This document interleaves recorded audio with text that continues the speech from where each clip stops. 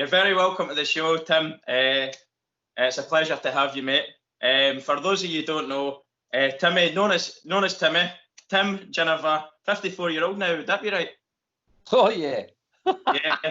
Port Adelaide from 1983 to 1997, 14 years playing for the club, 314 games, 302 goals. Is that right?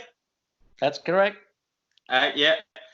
Port Premiership player for 7 times, 88, 89, 90, 92, 94, 95, 96. Incredible stuff. You were captain of the club from 94 to 97, making 4 grand finals, 3 times Premiership captain. Well done for that, Timmy. Port best and fairest, 94, 97. Inducted into the South Australia Hall of Fame 2015. Incredible moment for yourself. You're an ambassador for Port Adelaide. You even coached the club from 2006 to 2009, which must have been special too, for 82 games, I think. You've got your podcast as well, which must be incredible, rolling back the years, known as Timmy's Tyre Power Time Machine. And yes, it does have a sponsor. Married, 3 daughters, is it, and a son? No, two girls and a boy in the middle. Yeah. Oh, sorry, mate. 2 daughters and a son, and you've grandchildren, which I know about. So I don't know if you've got what your grandkids are, boy, girl, or... It's one of each, boy and a girl, Xavier, Amber. Amber, oh, lovely name. What was the boy's name, sorry? Xavier, cool name. But most importantly, on the footy pitch, you had blistering speed and an incredible mullet. Welcome to the show, Tim. I was going to say, one of those things was correct. I had the mullet. I know. But not the blistering speed. Our mutual friend Dylan told me to mention that because he says you are slow, but that isn't saying you weren't a good player. You just weren't the fastest on the footy field. I tell you, what the great thing was, we had a great coach who he used to never, ever focus on your negative. And he used to say to me all the time, Timmy, speed's up here. That's where speed is. And he used to say, anticipation, alertness, you will get the ball first because of those things. Don't worry about your legs. And I used to love it because it made me believe. Yeah, that's absolutely brilliant stuff. It's positional awareness a lot in sport as well, isn't it? Being in the right places at the right time, not trying to make up the ground when the other guy's got the footy. You're already there and at it. So my first question for you is, it's pretty much starting for you. Like, what's your earliest memories of footy then, Timmy? Yeah, well, look, interesting background. I'm one of 10 kids, and my father was English, but he went to South America with the army and met my mum in a place called what was British Guiana. And so mum's South American, the Portuguese parents. So they went back to England, had 5 kids in England. Then they came out as 10-pound poms and they had 5 kids in Australia. And I'm one of the ones born in Australia. So I grew up with the game, luckily, but my older brothers, they didn't, but they introduced me to the game. So I can remember very early on, my brother, the second eldest, said, we barrack for Port Adelaide because we live in a Port Adelaide area and we're barracking Port Adelaide. So that going to probably my first game when I was about 5, and just that strip, as you guys call it, but we call it our Guernsey, is just the most striking Guernsey that's in the Australian rules competition, and I just love it to this day. And I just, it captured me straight away. And then when you get a bit older, you identify with players, and I identified with a guy called Trevor Obst, who won the Best Player Award in 1967. And just at the end of his career was sort of the first player I identified with. And then I identified with the great John Cale and tried to learn left foot because he was left-footed. And then Russell Ebert. So 3 really big names at Port Adelaide before I got out of primary school. Wow, that's incredible. So you just mentioned the names there for your earliest memories, and thanks very much for that. What I was going to ask you then, so who was your best player you played with and against? So you mentioned Yeah. Couple of good names. So You've best, looked. best player I've played with, and I say I've played with superstars, Wanganeen, Nathan Buckley, the big names, Russell Ebert, the God himself. But the best player I played with, and I say this all the time, is Greg Phillips, and he was our centre back. He was captain in '92. He played in 4 premierships, 77 to 81, which I was young enough to go and watch. Then he went away to Collingwood, played 4 years there, came back, and I got to play with him for the last 4 premierships he played in. And he was just the ultimate team man. He made careers because he was so good. He just set everything up from the back. And you'd know that in your national game that, you know, a lot of good play gets set up from the back. And this guy did it all from centre half back. And he was just magnificent. And you just ask anybody, all the players that played around him just grew 10 feet tall because of this bloke. And Greg Phillips, 8-time premiership player, captain in our best team ever. And, he's in all the Hall of Fames. But, yeah, he's my best because he was the biggest team man as well as being a great player. Yeah, and I think that's it too. Like, you look up to these guys, they bleed the club, especially for me. And as you mentioned before the thing, football, soccer here, my club, and that's the least you expect from anyone is to play for the jersey. And when you've got somebody like that demands that around you, and as you say, made you feel massive. He made you feel like you're 5'8". I'm 5'8", so I'm certainly not saying anything about height, but he'd make you feel like a giant on the pitch because he's got your back in certain situations as well. Absolutely. Yeah. So and he was built like a big silverback. Don't worry about that. Bulldozing folk, man. So who was the best player you would say you played against then? Look, I think out of just sheer respect and longevity of playing against each other for my whole career was a guy that played for Nord called Gary McIntosh. And Gary McIntosh, I tell you, this is going back a while because Gary played, I reckon he played from about 82 to 98. He played for about 16 years. Superb player, tough as they get, really hard nut. But he was very skillful as well. But this bloke, when they started to play the hybrid game of Australian rules and the Gaelic game. Yes, the international rules. Yeah, he went over one of the first teams in 1984 and they put him in goals. And he was the goalkeeper. And this was incredible because most goalkeepers stay on their line, don't they? He ran and attacked everything and anybody in his path. And it was amazing. I met this Irishman about 3 years after, and he came to work, and he said, "Oh, you play that game?" I said, "Yeah." And he said, "Look," I said, "Pardon the accent," but he said, "Do you know Gary McIntosh?" I said, "Yeah, I know Gary." He said, "Fucking hell, he's fucking amazing. He runs straight through everybody, smashed them all out the way." He said, "Oh, we bloody loved it." He was super impressed with him, and that's the sort of player he was. He was straight through. If you got in the way, bad luck. He was fantastic. Loved him. Absolutely brilliant, man. Love that. So, kind of touching, he sounds like he had a good personality as well, but who's the biggest personality you would have played with? Oh, so many characters, so many great characters. And we were just talking about it in one of those time machines about sitting in that locker room and just the amount of laughs you got out of that room. And, you know, nobody could get ahead of themselves. You know, we like to, you know, especially in your country and our country, we like to bring people down a peg or two. We don't like them up there thinking or anything. And you walked in that room and the one-liners and the barbs that would come out were superb. There was a guy early in our career we looked up to, a guy called Stephen Bomber Clifford. He was quick with the one-liners. He's going to come up on the time machine, so keep an eye out for him. I'll keep an eye on it. But there was a great character that I played with, I think, who gave me a lot of laughs, Rowan Smith. Now, Rowan gave me so many stories. It's not funny, but Rowan was he had alopecia, so you lose all your hair. And I said it was way before, you know, being bald was cool. I said he started a trend back in the 80s, but he was naturally bald. But he became a bit of an icon, and he was so white, it wasn't funny. So we nicknamed him the Ghost, and he looked like Casper the Ghost. But he was such a mercurial player, beautiful skills. But off field, let me describe him. He probably was like Paul Gascoigne off the field. How's that? Like, didn't mind a drink. You need not say much more. That's probably Gascoigne's one of my heroes. Gascoigne's one of my heroes. So yeah, when you see what's going on off the field, you kind of you feel sorry for him in a way, don't you?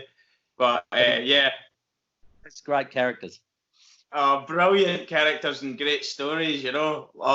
That's the sort of people you want to be around. I can kind of, when you said your father was in the army, I was actually in the army for 5 years in the British Army, so the banter we had in the army with each other, I can actually understand and relate to some of the stuff you guys would have had, and I can imagine there was stuff you'd probably say to each other that you wouldn't get away with maybe saying in normal life, just slagging each other off, and that's just the way it is in a team sort of environment, you know. But brilliant stuff, man. Thanks very much. All right, so you scored 302 goals. Quite a good return, actually, to be fair. Of those goals, which one's your most memorable and why? I think the most important goal I kicked was in the '94 grand final. We were having our second attempt at getting the AFL license to go up into the AFL. Oh, about that, and we weren't. What would you say? We were a fair way behind that team that was top of the table at that stage, and we'd fought our way back to play them in the grand final. But 25 minutes in, who was it? The Eagles, Woodville West Torrens Eagles, and they were dominant. And 25 minutes into the first quarter, we are 6 goals down, and something had to be done. So there was a little scuffle in the forward pocket. I received myself a free kick after being brutally attacked, and I went. If you ever get to watch the footage, it's you can make your own mind up. But I've gone back for the kick, and it's what we call a set shot. But a lot of people miss this, and I just thought to myself, this is a very important kick because it just settles the team down, and it just gets us to just take a deep breath and go, okay, it's not that bad. We've stopped the bleeding at least. And so I went back and I took the kick, and not for 1 minute in my mind was I panicking about it, because I just felt like, your job as the captain, you must do this, get the free kick the goal and settle us down. And we got another one shortly after, and then the siren went for quarter time. And instead of being 6 down, we're 4 down, and it's not that bad. Now, it took us 3.5 quarters to work our way back into that game, but eventually we got there, and we ended up winning by 6. And it was an amazing grand final, and just sealed the deal, I reckon, as far as getting that signature on the paper for that second license. Just that moment, these fine margins, if you hadn't scored that, could it have been a different game, you know, before quarter time? If you hadn't done that, you almost took the game by the scruff and fought your way back in. If you'd went in at quarter time, 6 goals down, it could have been a different story. And then the second attempt at the license. Correct. Yeah. It's the most memorable in my mind because it was just the most important. Exactly what you're saying. Miss that, and you don't go back to the centre. You don't get another chance to get a quick goal. Everything changes. So it was just, for me, the most pivotal goal that I kicked in those 302. And obviously, being the captain, you felt like somebody's had to step up. So it's great confidence and bravery on your side as well. And thankfully, it worked, and you scored it, and the team won the grand final, and the rest is history, really, as far as Port being in the top flight in the AFL is concerned. Yeah, so. Yeah, we had a coach, John Cale, who is the best man motivator going around. There wasn't a player who played under him in any game that didn't walk over the white line thinking that they were better than their opponent, regardless. And that's what he did for all of us. I swear, and I went around, he was 80 years of age this year. I went around and had a cup of tea with him for his birthday. And I said to him, I gave him a card and just said that, you know, besides my family, you're the second biggest influence on my life. And that without you, I'm positive that myself and others one, don't have the life that we have. We certainly don't have the belief in ourselves, but he did it in a way that, and I used to say this all the time, do not get arrogance mixed up with belief, because belief has got substance behind it. Arrogance has got nothing. It's a facade. And Jack did give us real belief. That's incredible. Brilliant. I really appreciate that extra bit of the story, Eddie. And I just want to touch back on it. In my opinion, your first attempt for the AFL licence should have been granted, but we know what happened there.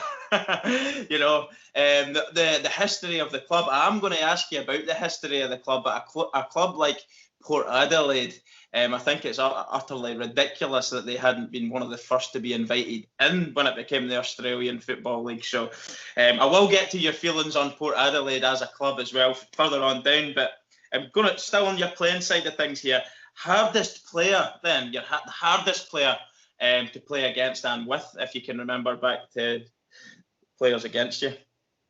Yeah, there was a little there was a back pocket who was a defender, if you like, and when we in our game, when we come off of being on the ball midfield, we go down into the forward line, you get picked up by this defender.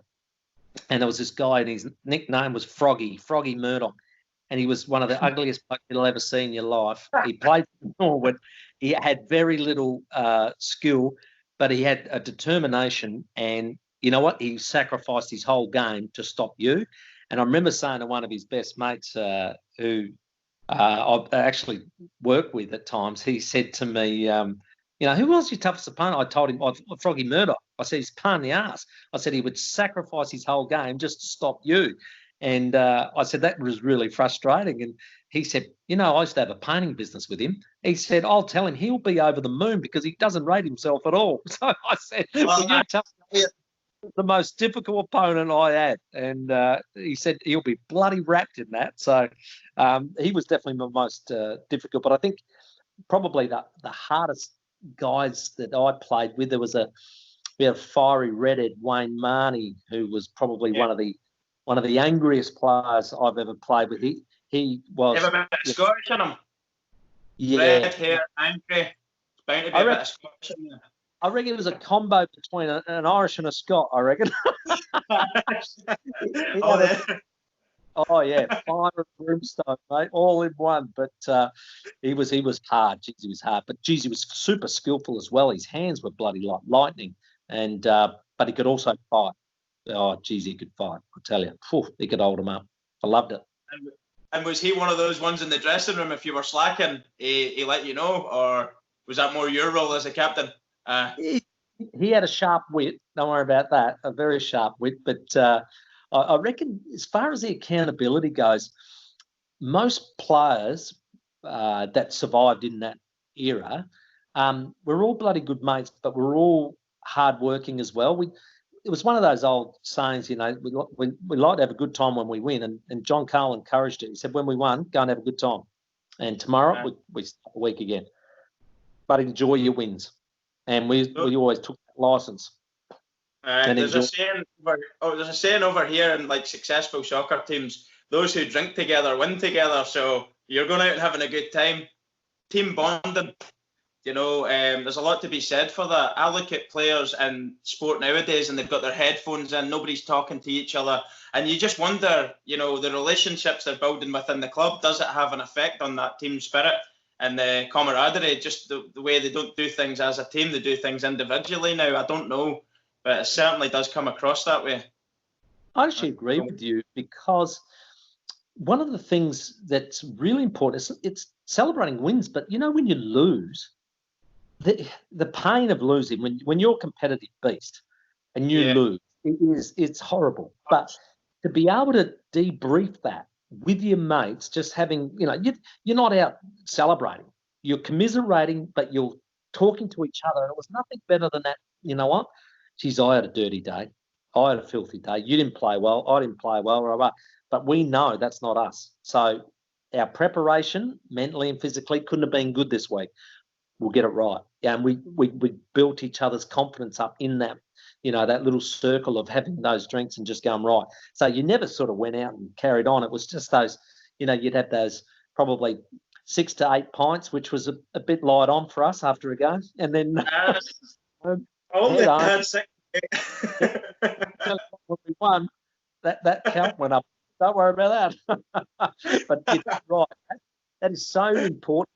I did see something on the NBA where they said these players are so disconnected, where they said the Bulls were so good because they said, championships are won on the road when they were travelling by bus, by plane, and they're talking to each other. There weren't no headphones. They weren't, they're playing cards. They were, they were just interacting all the time, and they were getting the camaraderie, all the rest of it.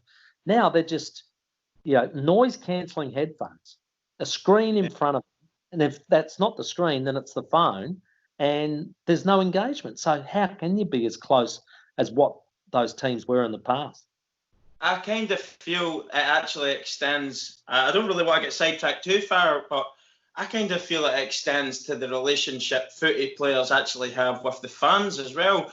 I mean, I've went to a lot of sportsmen's dinners here with soccer players over here, and they speak, and do you know what? You almost get the impression they're just from a working class background, like most of the people there, and they're just good lads, like a drink and a laugh, and they talk about the sporting achievements and stuff.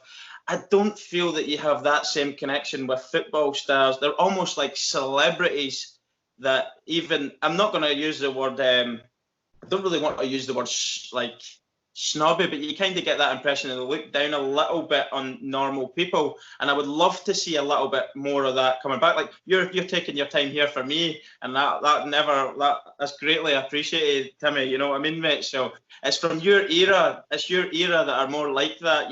Talking to the regular Joes, if you like, and it's massively appreciated, mate. Hey, mate, when you're one of 10 kids, you ain't no celebrity. Well, I was one of 5. You bring you back down a peg or two. Exactly. You've been well educated. What was I going to say to you there? So you've mentioned white line fever, right? Okay. Describe yourself as a player, because I actually read a little bit about you. Actually, how you come across as this funny, happy-go-lucky sort of guy off the field, but I've actually read you had a bit of the white line fever. Is that true? I think you have to. I think anybody that plays for a long time, is super competitive and ends up successful, you have to have that absolute blinkered focus on being the best you can be. And with that comes a ruthlessness. And everything gets sacrificed for that. One thing I loved very early on in my relationship, I've been married 30 years, was my mother-in-law saying to my wife, now listen here, you will come second until he finishes playing football. How's that for a mother-in-law? That was, and she said, yeah, I understand. It was so true, because that was absolutely my focus, was to be the best I could possibly be and win games for Port Adelaide Football Club. So when I got over the line, I can tell you I said things, I did things that maybe, I know for a fact I just not like that off the field. But on the field, I had to win. I had to win it all. I was mad. I know it. I just describe it as, you go into another zone and I'd get what I call crazy eyes. And when I was in that zone, I knew I was going to play. When I was sort of floating around and maybe hearing what the crowd are saying or something, I'm not concentrating. It's not good enough.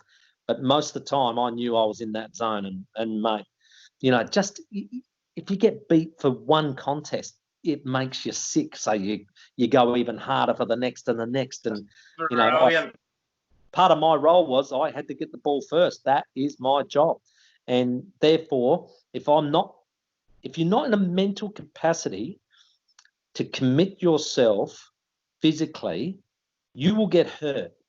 And John Carr used to say it to us all the time. When you're switched on, you will back with courage. You will put your head in the hole. You won't deviate through a pack of players, because you are absolutely psyched for it. And you have to put yourself into that mode, because if you're not, you will get hurt because you'll hesitate. And you can't hesitate. And in our game, it's 360. They're coming at you from everywhere. You don't know where they're coming from. And so when it hits you, it hits you. But if you're fired up, I always found if I was fully committed and smashed into that contest regardless, I rarely got hurt. Yeah. If you go in like you mean it and you want it, you usually find that you just bounce off it. But if you go in and you're likely to pull out, there's a player in the AFL, I'm not going to mention any names, but I see him doing that, and it makes me fucking annoyed because 50-50s make up everything in the game. You have to win your individual battles and win your duels throughout the whole game. So I absolutely understand where you're coming from when you're saying that. Elsie, go on out. Sorry, my daughter's just running. Elsie, go on out now, Dylan, please. That was me about half hour with the grandkids. That was me about half hour with the grandkids. I'll tell you, running. How are they anyway? Are they staying with you just now? Are they, or is they come over? They come over 3 times a week. They're only 2 years of age, so you know what they're like, toddlers. They're crazy, aren't they? My daughter's in and out. Anytime I'm trying to do my reviews or videos or whatever, daughter's in beside me. She's became a feature of the channel anyway, so it's all good. But you know, trying to interview is pretty difficult though. That's the only thing. So we were talking before we started about captain and Port. It must have been a huge honour. You know, the club you've been at your whole life, you've supported from, I think you said 4 or 5 years old. Tell me a little bit about that, captain. And it was interesting because I wasn't sure that I was going to be chosen as captain, and our system was that we did the whole pre-season, and we got to the trial games, and they would try different blokes as captain, and then you got to the week before the first game, and that's when they announced who the captain was. So I spent most of the pre-season thinking it was going to be somebody else. And it was interesting because I don't think I'd built myself up for it. And so I sort of thought that, you know, maybe one of the other guys, because I must admit, to be a good leader, you've got to have lots of good leaders around you. And I was so blessed. When I was chosen, there could have been 10 blokes chosen as captain. There were so many good, experienced players. So it was a real honour at that stage. But when they chose me, we go into the first game. Unfortunately, my father-in-law died on the Tuesday night, and it was just it was a real shock. Devastating. Yeah, bloody hard week. And we got to Friday, had the funeral on the Friday, and I played on the Saturday. And sort of remember wearing the black armband and thinking to myself, geez, first game as captain, how am I going to get through this and the like? But it was like, well, what would he want me to do? He'd want me to be captain and make sure I led from, you know, and we got away to a win in the first game. And I carried that thought process all the way through the season of just honouring him. And, you know, when we were fortunate enough to win, that's the first year, that 94, when we win that grand final, I get in afterwards, and the first thing I sort of say was, look, my father-in-law passed away at the beginning of the year, and it was sort of like a bit of a tip of the hat to him to make sure that we got one for him, and my first as captain. Absolutely. Yeah, it was a bit surreal, and I still sit here today thinking, wow, you know, if you had told 10-year-old Timmy he was going to play 300 odd games and you know, end up captaining the club, I would have said, yeah. I would have been happy with the game, perhaps. But it's like anything. I don't know if you play a musical instrument, but when I started playing guitar, I said, once I can play Stairway to Heaven, I'll give it up. But you don't. You just. I've actually watched you in some of your videos playing the guitar and singing a few of the songs. Seems like great fun. What is the radio station called? AA Radio, is it? 5AA. Yeah. Do you still do that as well? Just no. That was a couple of years I did that. It was good fun. Again, always part-time. A wise man said, don't give up your day job, Timmy, and I never did. Brilliant stuff. You mentioned a couple of minutes ago about abuse on the field. Is there any abuse that you gave on the field? What was the funniest abuse you gave? You know, you can say what you want. Don't worry about if you have to swear or received even. Look, there was one that I loved. I only did it twice, but again, that crazy guy I told you about, Wayne Marnie, he taught me this one. But watched this piece of play around sort of our defensive area, and there was going to be this 50-50 contest, right? And I was probably about 10 metres away from that contest, and the opposition player jumped out the way, went sideways instead of going straight. And it ended up in a bit of a scuffle, and the umpire said, I'll throw it up. So as I ran in, because I saw the whole thing, I ran in and I said to the umpire, stop. And the umpire sort of looked at me. I said, you're going to have to stop the play, ump. You're going to have to stop the play. And he said, why? I said, because I said, that bloke there just shit himself. I said, he's going to have to go. I said, he's going to have to go off, change his pants. I said, he's got white shorts on. They're going to be filthy. I said, he has shit himself. I said, you've got to stop playing. Well, everybody started laughing, and then a couple of their players tried to remonstrate. I said, don't push me around, mate. I said, he's the one that shit himself. Nobody was going to touch him. Yeah, it was gold. It's, the minute after that, though, when that ball goes up, I could not have gone in harder at that ball, because I wanted to show him that, you can't ever go at me, because I won't do it. You do. I won't do it. And he was probably, what would you say, he would have been in his first 20 or 30 games, but it was a lesson not to do it, but also you're going to get caught out if you do. Yeah. That's some story, but that's fucking magic. I have to remember that. Shit himself. On the injury front, I actually got asked to say this one to you. What's the worst injury you ever had in your career? Yeah, look, the one that kept me out the most games was actually a bloody a driver. I tore a driver, and I'd never torn one ever. And I thought, bloody hell, I thought it might be like a hamstring, 3 weeks. But what would happen with a driver is you can start to run again and you feel pretty good. But as soon as you go to kick, if it's not repaired, it tears straight away again. And it kept setting. I ended up, this was, I was 24. I missed 10 games because of it, because every time I come back and thought it was right, I'd either tear it again at training, or I'd get into the game and I'd tear it again at training in a game. So, yeah, I missed it. I missed half a season basically with the torn driver. It was so frustrating. It was funny. What about the medical care back then? I know the modern stuff you've got going on at football clubs now, like the physios and masseuses and all these experts. I mean, I can imagine when you played that you would have had probably the old sponge, the water and sponge job going on when you the spray. You're all right, get back up and tear on. Yeah. What was it like then? It was just a matter of getting one, you stop the bleeding with the ice and all that sort of thing. Then about trying to just get the blood flow to the area to try and get the muscle to repair. But it was time, and you're impatient as a player. You want to get back out on the field. But I did things like I'd go and see this old horse trainer down near the beach who trained trotting horses, and he'd have all these electromagnetic machines that he used to put on the horse's legs and things to promote blood flow. Yeah. So I'd go down and see him, and then he said, you get in that salt water, son. He said, that salt water's magic. He said, that'll do you the world of good. It was the middle of winter, freezing, probably not as bad as yours. He's probably taking the complete piss out of you. Get in the salt water. I look at that dafty there in the salt water in winter. Can you do anything? I never did anything for you. I still see the old bastard. I'll go and bloody tell him, you take the piss out of me or what? Funny old bastard.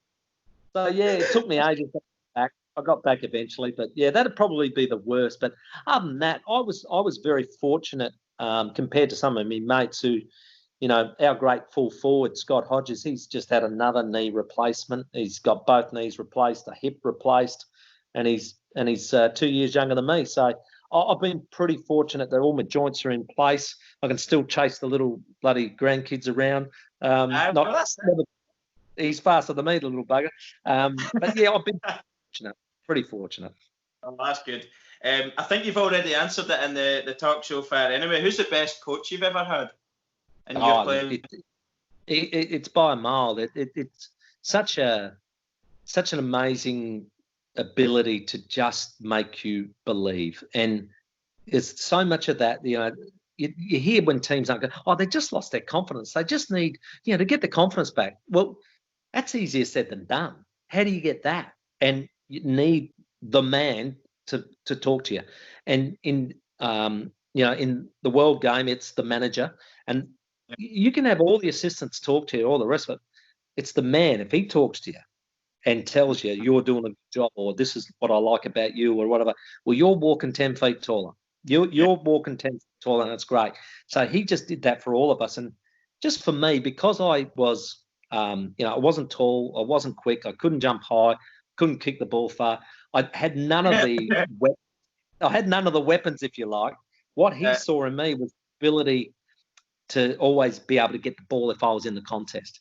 So when I first met him, when he came back to coach us, he said, what are you doing at the moment? And I said, well, they reckon I'm slow, so I'm doing sprint training, and so I'm trying to get quicker. He said, yeah, right. Stop that.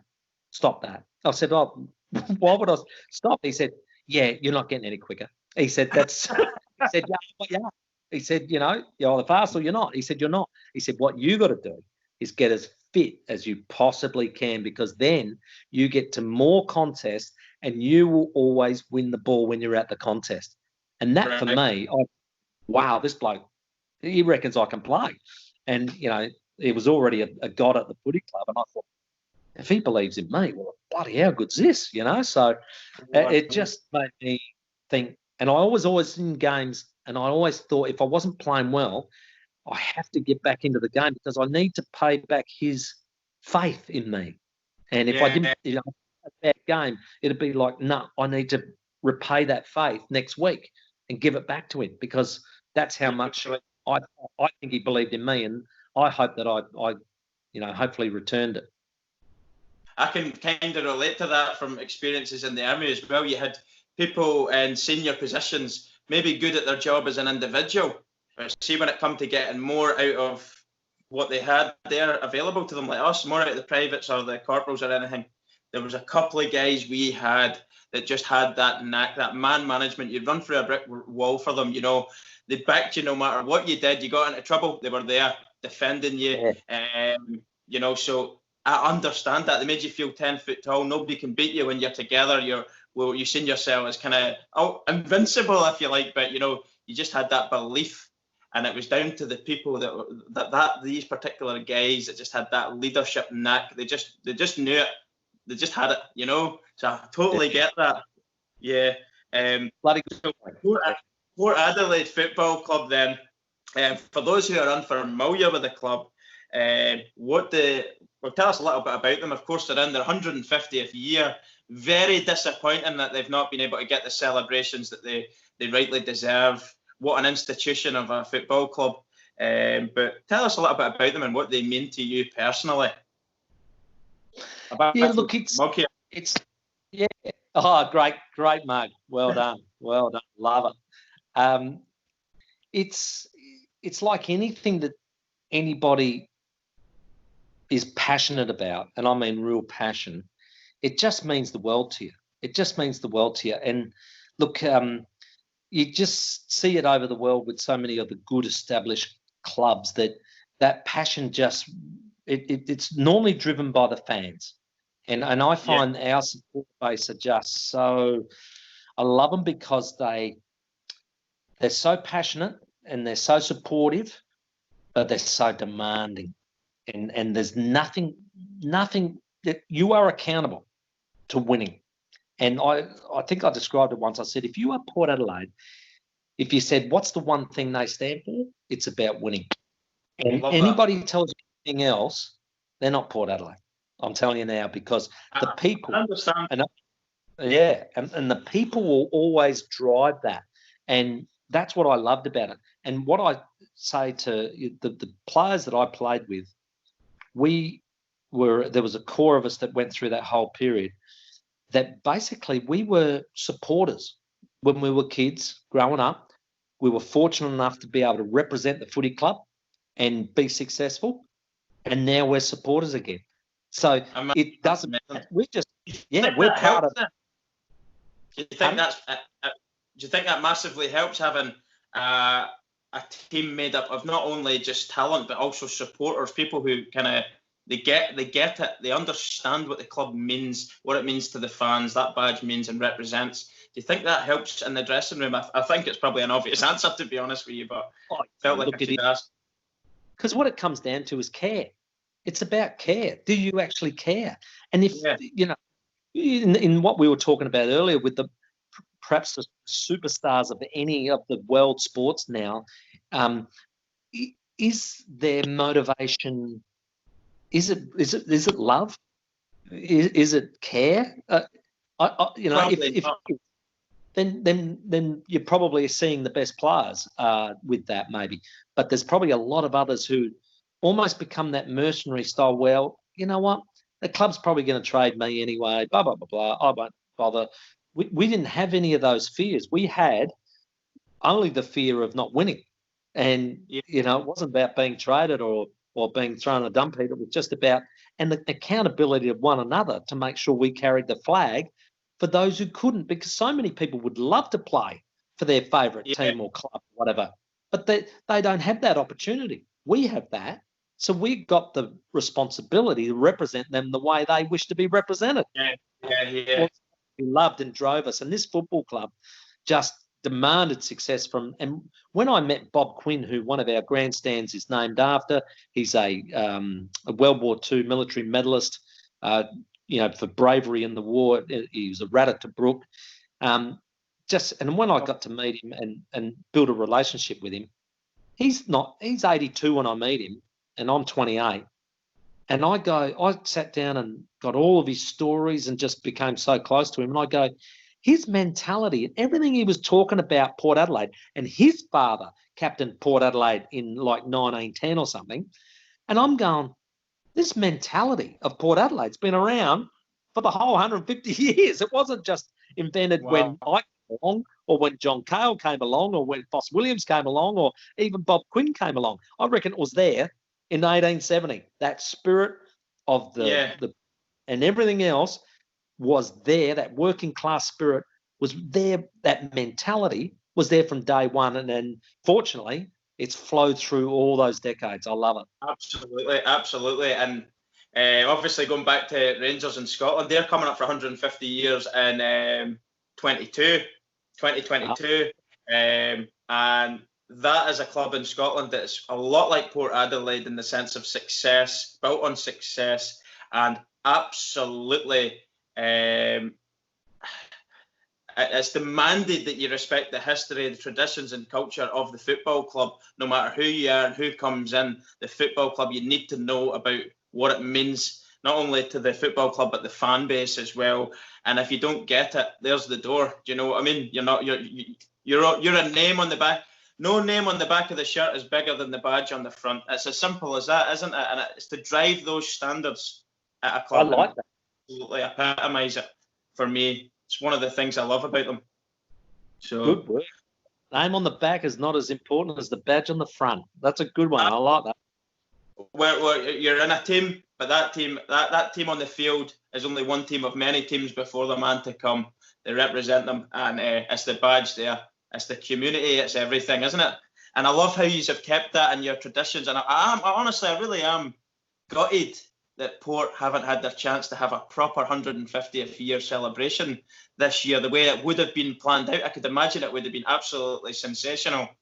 I don't know what you had planned. You probably know better than me what was planned there, but not being able to have that moment with the fans and stuff. And fortunate to get the gala dinner away. That was February 28th. And I reckon 2 weeks later, everything shut down. So we were fortunate to get that gala dinner away. And in that gala dinner, there was some really great, I would say, respectful moments in that evening where we, sort of tipped our hat to a lot of great moments through the club's history. So that was great that we got that away. But yes, there was an enormous amount planned from that moment onwards that just won't be able to happen this year anyway. But you know what? If we have to do it in our 151st, we will. Yes, come on. I love it. See the name you mentioned, was it Bob McLean, Big Bob? I never got his second name, the World War II veteran. Was it Bob McLean you mentioned? Quinn. Yeah, I read a little bit about him before that because I said, check out Bob McLean. I'm sure Timmy will mention it. And I did. What a legend of the football club, you know what I mean? But another, well, this is more of a family that are legends to this football club, and I'm sure you know them very well. The Williams family. Tell us a little bit about them and what you think about the Williams family.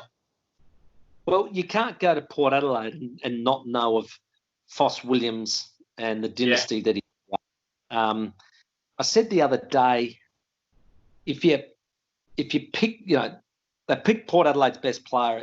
Russell Ebert is the number one best player that ever played for Port. But if you said, who's the number one person who had the biggest impact on the Port Adelaide Football Club? And it's got to be Foss Williams. And we were a very successful football club before Foss came along. But when Foss came along, we became the most successful football club in Australia. So there's a fair tip of the hat to the man. So what he did then was create a ruthlessness and a commitment to winning that was second to none. He wrote our creed, which was just a brilliant piece of literature that everybody loves and follows. And then he has this incredible wife that drives success as well. Vonnie was just such an incredibly strong woman. He's got the twins in Mark and Anthony, and I don't know if you've ever seen the recall. I think it's the 1988 recall of the Anthony Williams game where unfortunately Anthony passed away in a building accident, and we had to play the next day. Yeah, it's a tough watch, that one. And then of course Choco, his son Mark, ends up being a successful player at Port, captains Collingwood when he goes over there, comes back, plays in another couple of flags, and ends up coaching our AFL team to the first premiership, which is amazing. Jenny, the daughter, I think she's been successful about 5 different sports. She's a sports psychologist, driven to success, just unbelievable. And then there's Stephen, who I am very close to. I played most of my career with Stephen. And Stephen's impact, like the quiet, he's almost like George Harrison of the Beatles. Incredible. Very underrated. Quiet, but I'll tell you, we used to call him the acid tongue because he could say in 2 words what Choco would say in 200, and he would rip you apart with those 2 words. He was amazing, but driven, successful, accountable, but played in 6 premierships as a player and then coached 3 premierships as well. 9 flags altogether for Stephen. And I go, wow, geez, how good's that? And I played with him, and he was as tough and as hard but as skillful player as we had. So it's an incredible dynasty, and that's why the other grandstands, the Foss Williams family stand, it's about the whole Williams family. So, yeah, that's a big name, that one. Did I read that Foz was in the war as well? Would he be in the Second World War? Would that be correct? Second World War in the Navy. Yeah. Navy, yeah. I'm not too sure. I read where he'd went, but I just can't remember now off the top of my head. But what an incredible family. Yeah. Wow. So that kind of covers the history of the club. Just quick questions now, and we're nearly done. Thanks very much for your time here. It's been brilliant talking to you. What do you think of the modern game then? We've got Port Adelaide now sitting top of the ladder right now after round 1. What do you think? What do you think of the modern game? Look, it's I've always said it's really hard when you try and compare eras, and when you're talking about a Bob Quinn from the 30s, a Foss Williams from the 50s, you might be talking about Russell Ebert in the 70s. I go a Robbie Gray today. I go, you know what? A good player's a good player, and he'd be a good player in any era. Wouldn't matter what you did to the game, he would adjust. Yeah, he'd just be. Wouldn't matter, So get that. If I can get that time machine to work properly, I'll go and get Bob. I'll put get the time machine. Get your own boots back on, and play today. So, but the game. If you look at a game, say, from the 90s and you look at a game today, you go, wow, is that even the same game? It's got heavily influenced by, I think, a lot of American sport where they're their zoning and their defensive tactics are quite, well planned and the like. And that's crept into what was a pretty unsophisticated game for a long, long time. And even the surfaces of the football fields, they were like potato fields, man. Dug up, muddy.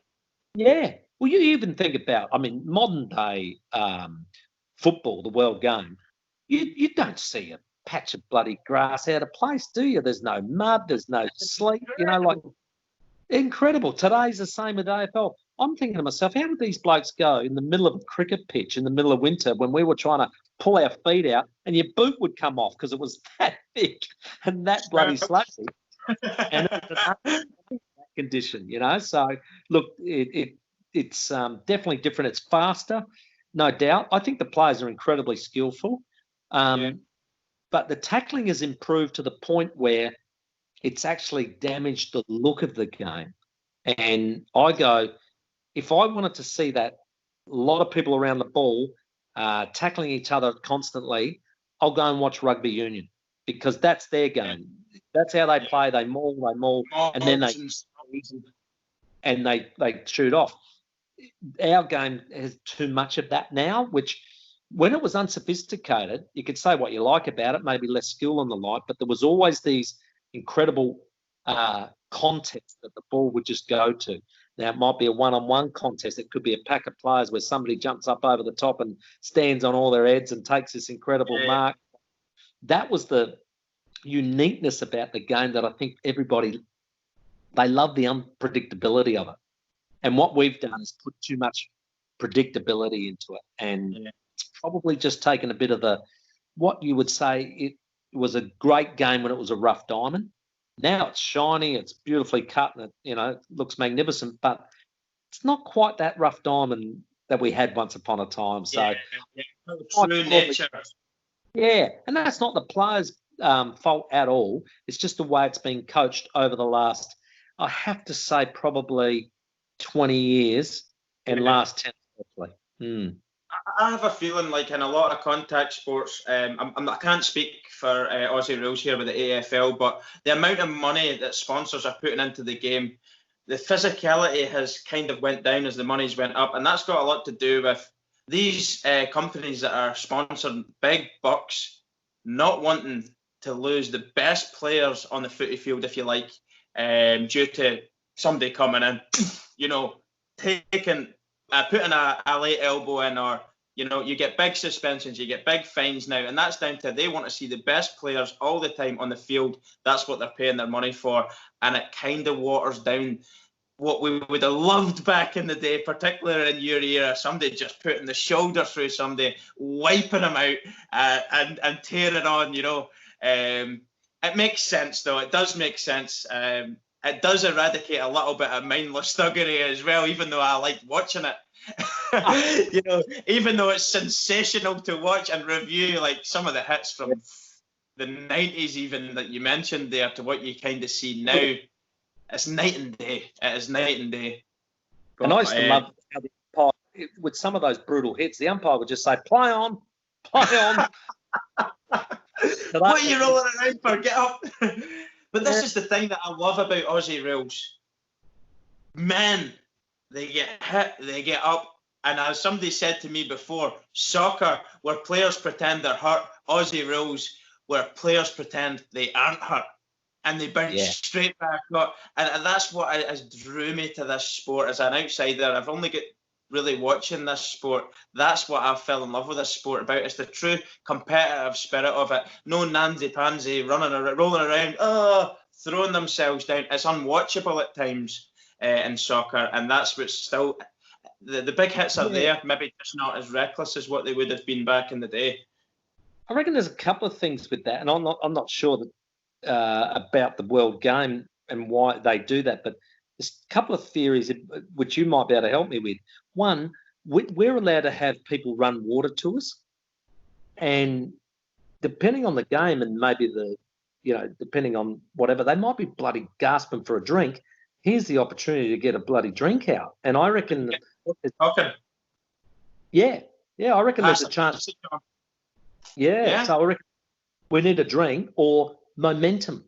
So the other team's got momentum. Yes. How do I just stop it down a bit? Well, actually, if I just roll around here and make out I got a sore leg and everything's right, how are we feeling? Yep, good. That's a good 3-minute break. Okay, let's get back up. We'll just stop momentum, So I reckon there might be a little bit of those tactics in there and why that happens. But for us, you're right. I mean, one of the things John Cale was really hot on was you are not to show your hurt. That was an absolute no-no. So there was a massive, what would you say, call to arms amongst us players that if you went down for whatever reason, no matter how big the hit was, if we ran past each other, we would scream at each other, get up, don't show your hurt. And now, look, many a time I remember getting hit and thinking, Tweety birds, but you got to get up and you're sort of wobbling around. But one day, one of my mates was coming out from defence and I was a fair way off the play, so I didn't quite see what happened, but he copped a hip right in the cheekbone and it smashed his face, bent his nose over there. He had depressed fracture of the cheekbone, you name it. And I didn't quite see it, so I ran down. There was a bit of a commotion. And as I'm running past him, I screamed at him. I said, get up, Roger. And as he sort of was on knees, he turned to me and his nose was over here, his cheekbone had depressed in. And I said, just stay down for a minute. I'm just going to get straight. Hold on there. And it was the only time I said, don't get up. But I felt terrible. He was a bloody mess. But you did right. It sort of instilled that is what you're not to do. So, yeah, a bit of a reverse psychology on that one. Yeah, I actually think when you see the players rolling around, it actually shames the club they represent and the fans. It's not a representation of the fans. They don't want to see their players doing that. And as you say, there's professional things at play there, whether it's trying to get a break, stop momentum, or even just blatantly cheat, like to win on a foul or a free kick or a penalty. Yeah. And it's just sad to see. So, especially just quickly on the modern era as well, then, your favourite Port youngsters and senior players, if you could name a couple right now in this team. Look, I'm a big rap for obviously the three boys that came in, Dersma and Rosie and Butters. I really enjoyed their first seasons, and they're all different players too, and they give us different attributes that we need in our game. I can see them all being leaders of sorts. At the moment, Xavier Dersma really impresses me in that field. I think he's going to be, leadership material pretty quickly. His work rate, and for the size of him, the courage that he shows running back with the flight is quite. And all three of them are actually very good at that. Rosie's just got a magic about him that sort of reminds of his past, number 20 in Wingard, where they can just do things that they're not normal. And Robbie Gray, Robbie Gray does stuff, you go, well, nobody else does that. How does he do it? And Rosie's got a different set of tricks, but he's also got he has got blistering pace. He's got pace that just burns people off. And it's a step that people can't touch him. And I love that. So they're going to be very exciting, I think, coming into our future. Very quickly, and they're only young men, but gee whiz, that's very exciting for our future anyway. You've got a good mix of kind of experience in there as well now to sort of guide them in the team. Who's the captain just now? It's been changed from Travis Boak. I can't just remember who it was. It's that made captain. Who's the real hard, tough defender. Yeah. I know that. And Travis Boak, you actually missed him. There was a couple of games there he got injured last season. I thought when I was watching Port that he was a huge loss to the team. There's something about him when he plays. Everybody else seems to be on the game around him as well. I just think he's fantastic to watch as well. Yeah, he won the best and fairest for the season. He had a great year and I always used to say, people, I want to be a leader. I said, you don't need the title. You don't need the title. You don't need the number. You just lead. And that's what Travis does. He just leads. Brilliant. Well, that's brilliant. That's great to hear. So just quickly then, this is the very last question, Tim. How's retirement going? I know you're keeping yourself busy slightly with your podcast, but how's retirement other than that going for you? Retirement happened a long time ago. Yeah. It was. I retired when my son was born, so that's 22 years ago. And look, I sadly missed it. The first year especially, it was agony to go and watch the team play. I really, really struggled. I reckon what happens eventually with any sports people, you actually got to go through a bit of a grieving process, especially if you play it for a long time. And I don't think too many people back then sort of understood the loss in your life, and how you rated yourself as a person was how you performed on the Saturday. And then what I found was you lost that ability to identify who Tim Ginever was. And that was my ability to do that every weekend. It was gone. So and you can't replace that adrenaline rush that you used to get as well. So there was all these things missing. And then top it off with, you're missing the camaraderie of your mates 5 times a week. You know, all that just goes. So I end up speaking to a lot of my teammates, and we're bloody close, and we still catch up regularly now. But we all went through a similar thing. And some said, look, physically I was done, I was gone. In my brain, I think it was the right time for me to go, but I probably maybe had a couple of years potentially left. But I was always really conscious of leaving when people would say, oh, why'd you retire? You won the best and fairest in your last year, rather than, oh, geez, you played on 2 years too long. So I was really conscious of that. But in the end, once I physically knew I couldn't play, that was like a real godsend, in that you go, oh, thank the Lord for that, because then you're a bit more for that. And I reckon the only thing I've ever done since that's given me the same pre-game feeling, you know, the butterflies that are in your guts about, will I perform, you know, the preparation, nerves that come with it, and that build up, and then the actual feeling of performing, and then the joy afterwards that you go, I played a good game and we won. The only thing that's matched that for me since in life was doing stand-up comedy. Wow. That's brave. I did it. Did 2 years here at the Adelaide Fringe, which is a lot like the Edinburgh Fringe. It's the second biggest fringe festival next to Edinburgh. And I did it in the city, and I did 15 shows in my first show, and followed up with 5 the following year. And I got to tell you, it's the same whole emotions prior, during, and after that you get with. And if you die, it's like playing a bad game.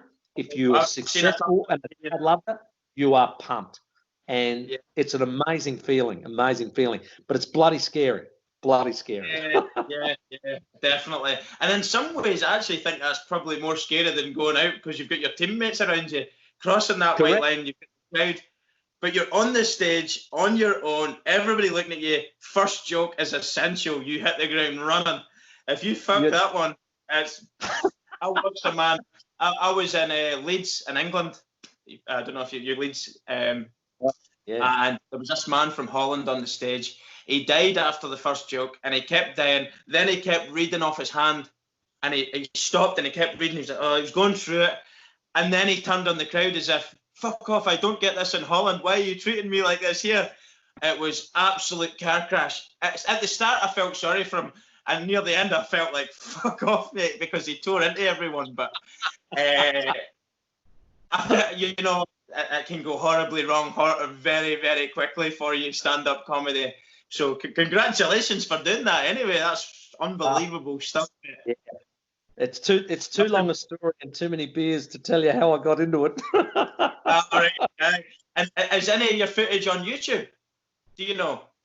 Oh, I don't think so. But I've done a couple upstairs at the footy club about our era and some of the games and things like that. So I did 2 in recent times that, about 300 people rock up. I show footage of games and then pick it to pieces and, bag me mates who are in the crowd and just have a great time, imitate the coach at halftime and all that sort of stuff. And it's gone down a treat. It's been a lot of fun. So I might do another one this year. I was actually going to do, because I've been calling them like I did Timmy G, 7 stories for 7 premierships. And then I did another one, Timmy G, the never-ending stories. and then I was going to do one this year, but obviously with everything that's happened, but it was going to be called Timmy GF Moments. In other words, grand final moments. And I was just going to pick the moments out, tell the story. So I'll have to keep that one up the sleeve maybe next year. Oh, that's brilliant. Thanks very much, Terry, for all your time. Honestly, means a great deal to me and the channel, because this is kind of the first time I've ever had the pleasure of interviewing anybody and your stature in the Australian rules football world. So honestly, thanks very much, mate, and all the best for the coming weeks. And I hope Port win the showdown. Is it the 13th?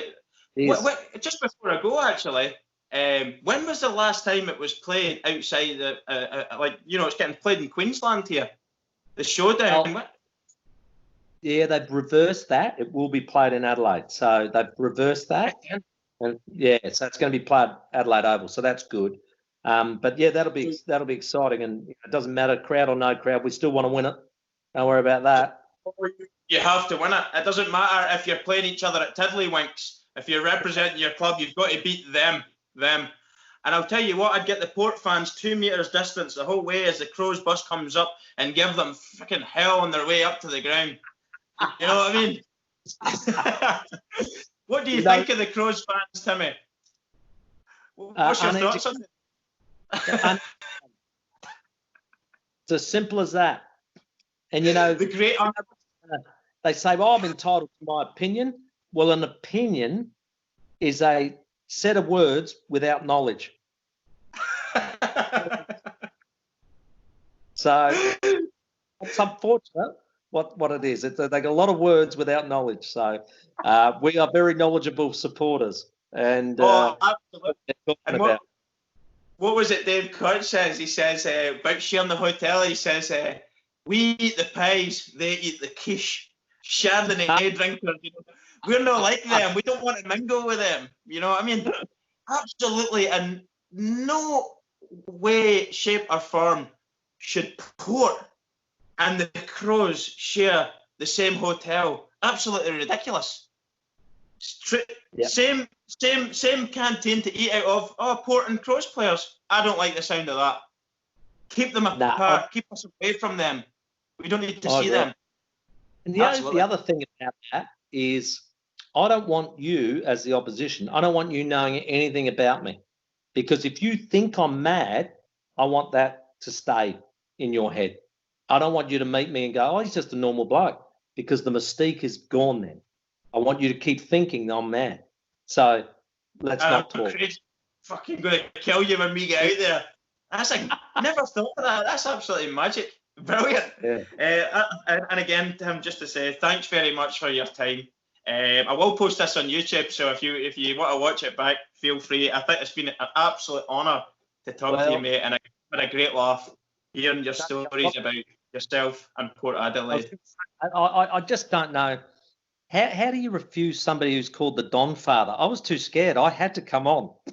You know yourself. Actually, my surname is Don, D-O-N. People think it's my first name. It gets muddled up quite a lot. I've got 2 surnames, and 2 first names and 2 surnames. Douglas Don. Douglas can be a surname. It can be a first name, and Don likewise. So it gets confused all the time. I just thought the Donfather, the Godfather, the Don of world sports.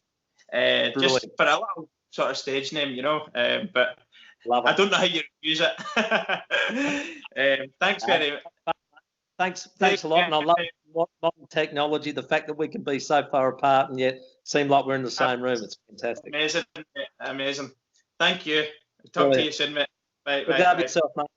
Cheers, buddy. Bye.